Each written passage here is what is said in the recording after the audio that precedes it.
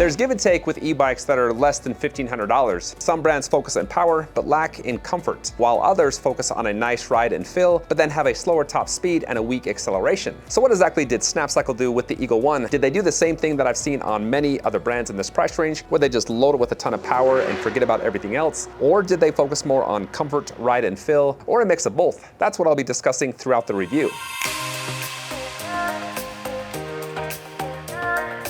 Okay, so let's see if Snapcycle went the comfortable route. Starting off with the grips, nothing too special there. Those are very cheap filling standard grips for a bike in this price range. They are wingtipped and they don't move. They are glued to the handlebars. But as far as cheap filling grips, you can't go any cheaper than that. Now I did like the half twist throttle. It has a motor cutoff switch. It tops the bike out at 18 miles per hour. And it's pretty reactive from a standstill. It is a slower acceleration, but the power did engage right away. Now when I was moving, there's actually a longer delay. Not when I released it, the power cut off right away, but when I re-engaged, there was about a 1.5 to 2 second delay before the power came back on. Now there is a cruise feature built into it, so if you maintain a certain speed for about 4 to 5 seconds, it'll lock in. Next to the throttle is a Shimano 7-speed SIS index shifter, which is a very standard shifter, nothing too special about that. Now the hydraulic brake levers are a different story. Very nice filling, doesn't take a lot of pressure to engage. They got motor cutoff, the right side controls the rear, the left side the front. There's no tail light connected with the brake levers, there's just this rear reflector, but again they are hydraulic, so you have smooth and powerful braking.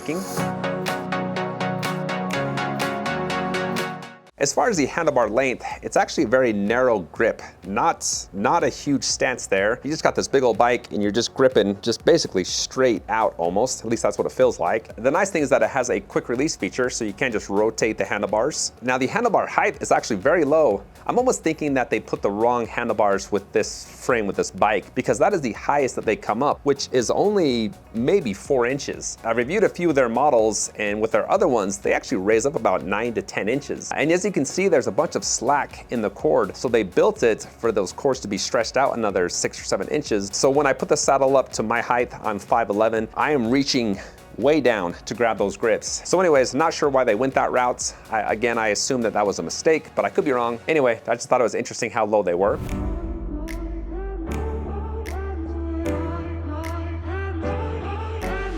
Moving on to suspension, there's a front fork. You can lock that out and adjust, and it has 90 millimeters of travel. Then you got this rear spring underneath the saddle. Now it is actually quite firm, not the cushiest or softest suspension. I mean, this is a bike less than $1,500, so it's not gonna be super high-end suspension. For city and paid trail riding, it was decent, you know, better than a hardtail. Now since you have CST BFT 20x4-inch all-terrain tires, there's a puncture-resistant liner in there, and then also full suspension like I just talked about.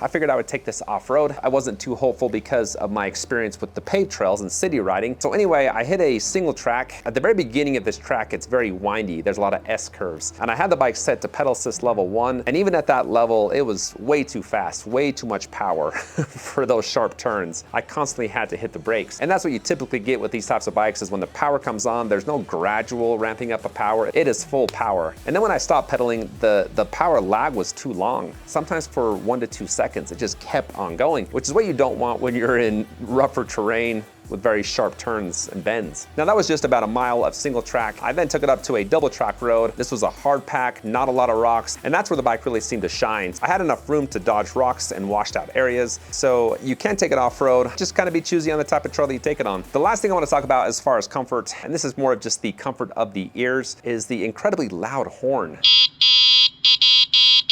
It is just piercing and numbing to the ears. So if you like a loud horn, you'll like that. Well, I don't think they were going the comfortable routes, but where I think they were focusing on was more power. And that's because you got a 750 watt motor that produces 85 Newton meters of torque, which has got plenty of power, plenty of torque to climb some very steep hills. I took this up a block long 26% grade hill, and the bike made it up all by itself. Climb, baby, climb. Oh yeah.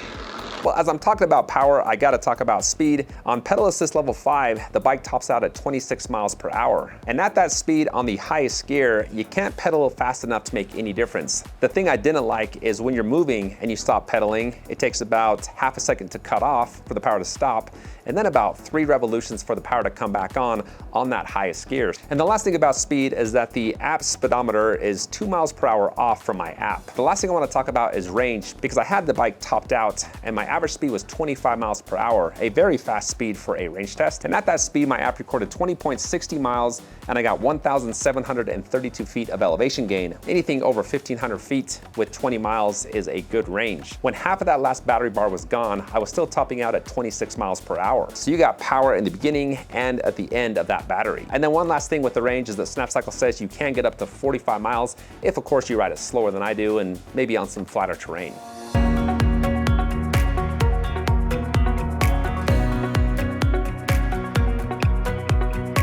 Well, after riding this for a few days, I felt like Snapcycle geared this bike more towards power than comfort. It's got some comfortable traits and things about it, like the full suspension, the thick, cushy saddle, the nicer tires. But I think overall, if you compared comfort with power, I gotta go with power. So that was my take on the Eagle. Let me know what you guys thought, and if you have any questions about the bike. As always, thanks for watching and take care.